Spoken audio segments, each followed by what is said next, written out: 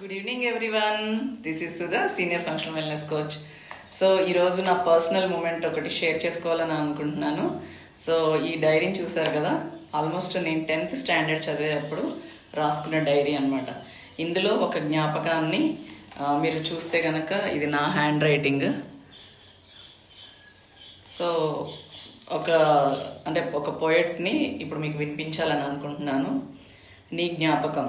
నీకు తెలుసా, రాత్రి కౌగిలిలో ప్రపంచం నిద్రిస్తుంటే హఠాత్తుగా గుర్తుకొస్తావు. మెలకువ వస్తుంది. నా పిచ్చి కానీ నిన్ను విడిచి ఈ మనసు ఎప్పుడు నిద్రపోయిందని. నీ జ్ఞాపకం వెండి వెన్నెల్లా గుండెల్లో వర్షిస్తుంటే నీ ప్రమేయం లేకుండానే విరుస్తుంది నవ్వు.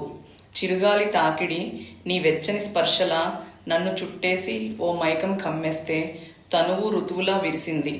తప్పొప్పుల ప్రసక్తి లేని అలౌకికానందాన్ని పొందాలని నాకు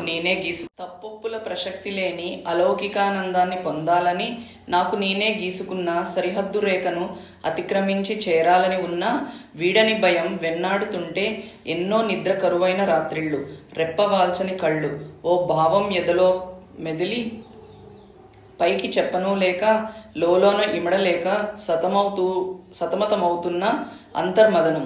నిన్ను మరువాలని నేను చేసే విశ్వ ప్రయత్నంలో అనుక్షణం ఓడిపోతూనే ఉన్న చిత్రంగా. అసలెప్పటికీ అర్థం కాదేమో నువ్వంటే నాకెందుకంత పిచ్చి ప్రేమ. చూసారా?